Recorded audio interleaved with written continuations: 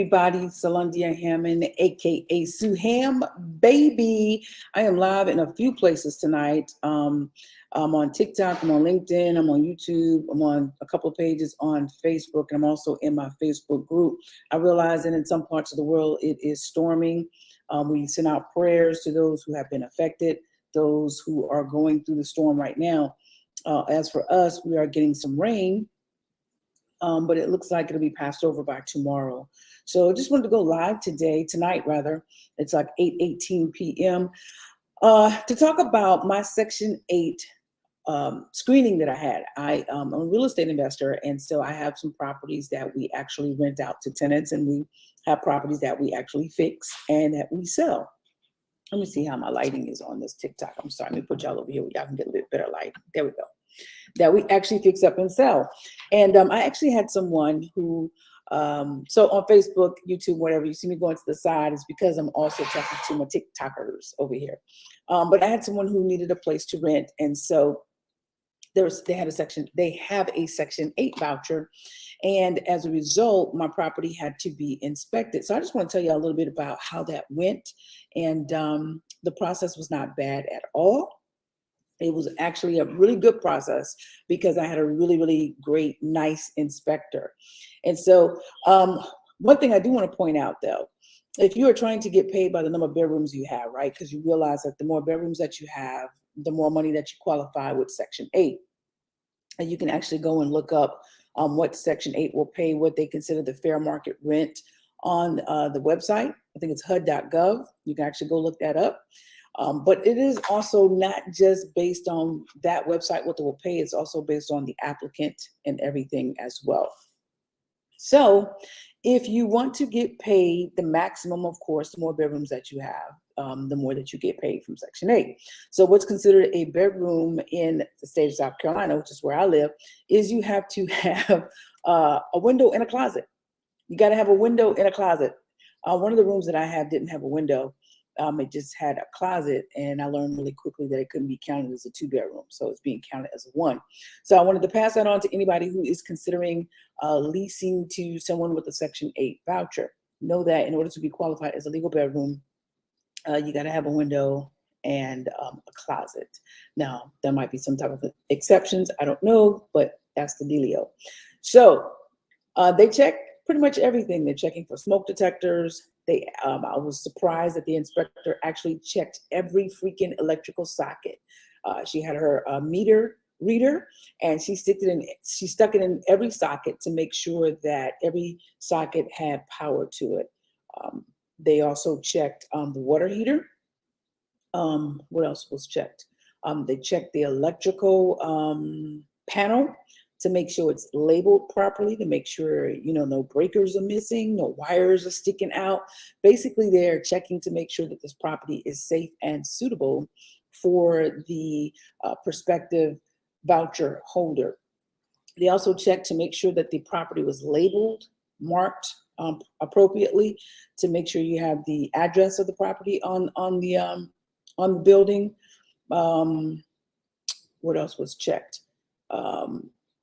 They were looking at the doors, just want to make sure that there are no leaks, make sure that there are no huge gaps in between the doors and things of that nature. And checking to make sure the water works, make sure, just basically you have a sound house. One of the good things that we got was that, hey, the property was really, really nice. Of course, we just recently rehabbed it. So we got hit for 2 things, though. And it's actually 2 things that I knew that we're probably going to get hit for, but I wasn't certain. Does that make sense? So one of the things was we need to put a vent over the stove, which that's an easy fix. I have a guy that's going to be doing that on Friday once some of this rain passes over. And the other thing was we needed to put the letter B by because it's an apartment B. So we need to put the apartment B on one of the doors that leads out of the apartment. And then once we do that, we can call the inspector back. The inspector will re-inspect, and voila, we now have an apartment that we can lease to a Section 8 voucher holder. Why am I excited about that? Well, Section 8 is never late. They deposit that money straight into the bank account of your choice. So we're very excited about that, especially in today's economic times. So we know that that is guaranteed rent as long as we keep the property up and as long as the tenant is happy and as long as the tenant upholds the terms of the lease, then everything is gravy. So wanted to share that experience. Want to take on any questions that you guys might have. Looks like I'm trying to see if I got any questions. You're more than welcome, Dr. Yolanda Holmes Echols. Thank you for sharing this information. You're more than welcome. I got you guys on TikTok, LinkedIn, YouTube, and a couple of Facebook pages and my private group. But wanted to share that process. So it's a really great thing if you have rental properties, as far as I'm concerned, to diversify your tenants if possible. It's great to, have some tenants that are voucher holders, and it's great to have some tenants that are, people that have that are non-voucher holders. And I say that because a couple of people that I follow, they were saying that during COVID, because they had Section 8, they never missed any rent checks. And now I'll tell you this, for me, I'm thankful. I'm very, very thankful. I never missed any rent checks either. I'm very thankful that all of my tenants were able to maintain employment and also able to maintain their household and maintain making the rental payments. So that was a good thing. So, but the thing about voucher holders, again, you're helping a lot of people. And one thing I want to say, guys, for those of you that are considering renting, people say, I don't want to be a landlord. Well, you don't have to be a landlord. Hire a property manager, run it like a business, stay out of it. You only talk to the property manager when you got to talk to the property manager, when there's a need. If there's no need, then hey, I'm very fortunate to the point where my tenants don't really bother me. Our properties are, when we rehab them, we make them like new so that they really don't give us an issue. So right now we don't have property management. Is there a difference between Section 8 for a house and an apartment? No, ma'am. As far as I know of, there is no difference. They're going to pay you based on the number of bedrooms and also based on what that voucher holder qualifies for. So that's how that works. It doesn't matter if it's a house, doesn't matter if it's a manufactured home, doesn't matter if it's an apartment. It's just about what the voucher holder qualifies for and how many bedrooms you have. And of course, the fair market rent and what area you live in. So let me go back to what I was saying. Lose my train of thought here. One of the things that I was saying, what was I saying, guys? What was I saying? Somebody, come on. If you were really listening, tell me what I was saying. I was going somewhere with this.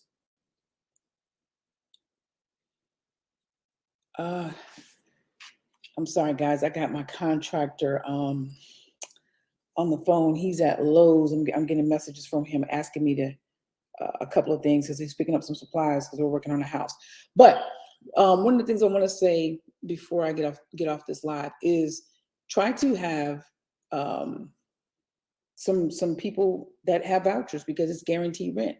And if you've got great tenants, one of the things I also want to say is screen your Section 8 voucher holders the same way you would screen any other tenant, right? For me, we're using Zillow.com. We're checking the credit, we're checking the background, and we are checking employment. None of that's going to change. Doesn't matter where your money is coming from. We're always going to check that. I will say this. I'm not real big on credit because I understand that things do happen. You see what I'm saying? But I'm not really looking for evictions within the last 2 years, 3 years. I do understand that sometimes things do happen. So I'm one of those persons that has an open mind, but I will not be taken advantage of. If I feel like I'm being taken advantage of, we will, terminate the lease because you're not holding up your end of the bargain. But if you are I know what I was saying about rental properties. If you want to hire a property manager, hire a property manager so that you're hands off. But a lot of people that I was following during the pandemic, they were saying that with Section 8 tenants, they didn't have to worry about people staying in their homes for free because they were always getting a check every month from the government. And I will say this: if the government stops paying, man, we're probably in some trouble. We're in some deep stuff. So consider that. That is something that I wanted to share with you guys. I'm probably going to end the broadcast with the live feature here. with you guys, and I'm going to continue the broadcast with my private group. I have a private Facebook group of students, mentees, where we actually talk about different things. I teach them how to find properties. I teach them how to analyze the properties. I teach them how to screen tenants, how to find tenants, how to use different software where you can be the property manager, where everything's just automated, so it takes a lot less time. Also tell them how to find funding. Also tell them how to find deals.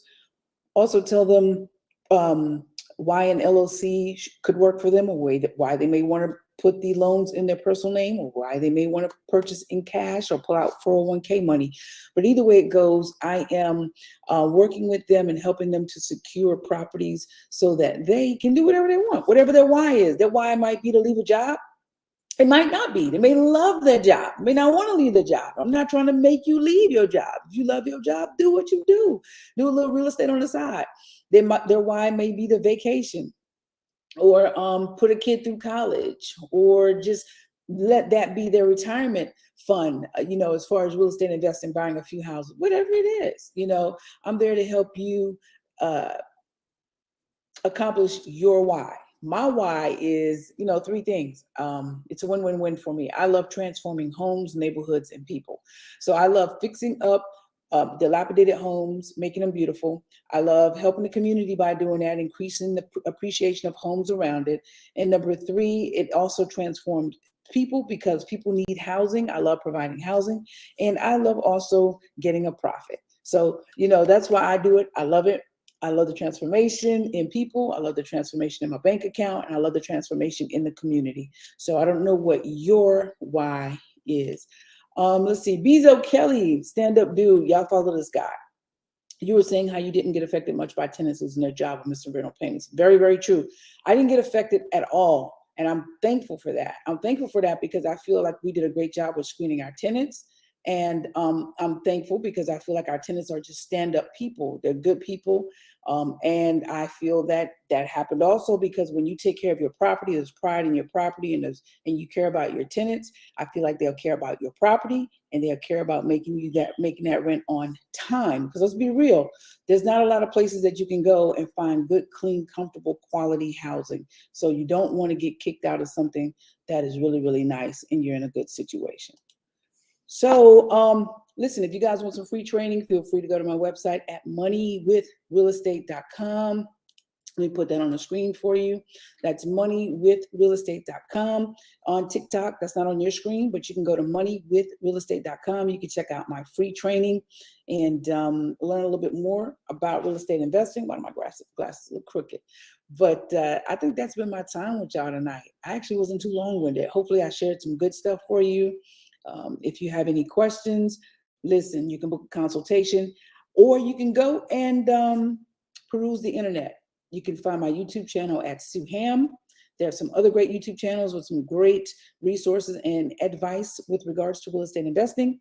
But if you want to get on the phone, you want to talk to me, let's talk for about an hour, let's chop it up. You can book a consultation with me for $250. And with that consultation, you'll also get access to my real estate investing course and access to me via my private Facebook group membership. And you can come on my properties. I'm always inviting my students out to come on my properties to walk through and see how housing inspectors are inspecting the property. I'm inviting them to come through and look at how our contractors are doing certain things. So they actually get to walk the properties. I'm one of those persons that's really doing this. I'm not fake or phony. You can actually come out and see what we do and see me at the closings, whatever. Don't matter to me. But I wish you guys much love. My name is Solandia Hammond, aka Sue Ham, baby, with SueHam.com. And that real estate website is moneywithrealestate.com, baby. Moneywithrealestate.com. Who am I? I'm Sue Ham, baby. Peace, y'all.